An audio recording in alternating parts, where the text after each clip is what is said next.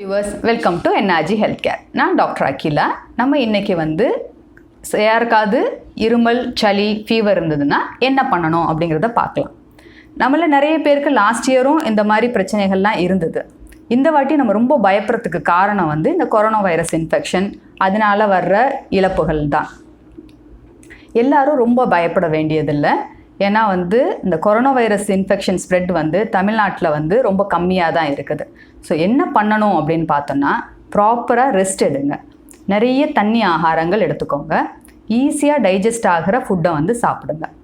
So கீரை வகைகள், பழங்கள், காய்கறிகள் அதெல்லாம் நிறைய எடுத்துக்கோங்க. நல்லா குக் பண்ண நான்வெஜ் ஃபுட்டை சாப்பிடுங்க. ஆனால் மெயினாக ரொம்ப எண்ணெயாக உள்ளதோ இல்லை சுகர் கண்டென்ட் அதிகமாக உள்ளதோ, டைஜஷன் லேட் பண்ணுற மாதிரி உள்ள ஃபுட்டை அவாய்ட் பண்ணுங்கள். தண்ணி ஆகாரங்கள் ப்ரிஃபரபிளி நிறைய எடுத்துக்கணும். அடுத்தது ஃபீவர் இருந்ததுனாவோ, கோல்டு இருந்ததுனாவோ அதுக்கு தேவையான சின்ன சின்ன மெடிசன்ஸ் எடுத்துக்கலாம்.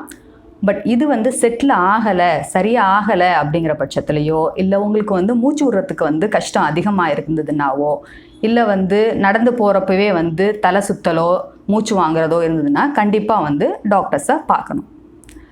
இதை தவிர ஏற்கனவே சில வியாதிகள் இருக்கும் சில பேருக்கு. எக்ஸாம்பிள் சுகர் பிரச்சனை, ஹார்ட் பிரச்சனை உள்ளவங்க அவங்களோட மெடிசனை கரெக்டாக எடுக்கணும். இந்த மாதிரி பிரச்சனை இருக்குது, ஃபீவர் இருக்குதுங்கிறதுனால மற்ற மெடிசன்ஸ் எதையும் நிறுத்த வேண்டாம். ரெண்டாவது டிப் என்னென்னா, உங்கள்கிட்டேருந்து மற்றவங்களுக்கு பரவாமல் இருக்கிறதுக்கு என்ன பண்ணலாம் அப்படின்னா, இப்போ வீட்டில் ஒரு ரூமில் தனியாக இருக்கலாம். அதே மாதிரி குழந்தைங்களோ இல்லை வயசானவங்க, அந்த இம்யூனிட்டி பவர் கம்மியாக உள்ளவங்க இருக்க இடங்களில் போய் உட்காரத அவாய்ட் பண்ணலாம். ஹேண்ட் ஷேக் பண்ணுறத அவாய்ட் பண்ணலாம். சப்போஸ் நீங்கள் வெளியில் ஹாலுக்கு வர வேண்டியதுன்னா அந்த மாதிரி நேரங்களில் மாஸ்க் போட்டுக்கிறது நல்லது. அதனால் உங்ககிட்டேருந்து மற்றவங்களுக்கு பரவாமல் இருக்கும்.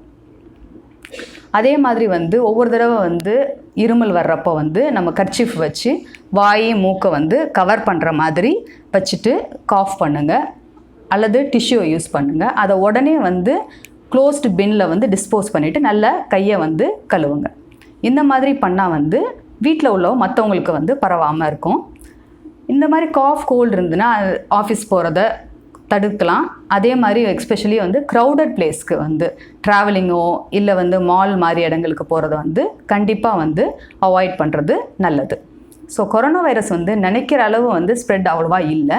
இதோட சிம்டம்ஸ் எல்லாம் அறிகுறிகள்னு பார்த்தோன்னா மற்ற வைரல் காய்ச்சலுக்கு உள்ள மாதிரி தான் இருக்குது. அதனால் பயப்படாதீங்க. இந்த மாதிரி ஸ்டெப்ஸ் எல்லாம் எடுங்க. அப்பையும் சரியாகாட்டி டாக்டர்ஸோட ஹெல்ப் கேளுங்க. தேங்க்யூ ஃபார் வாட்சிங். Please subscribe to NRG Healthcare. Share with your friends also.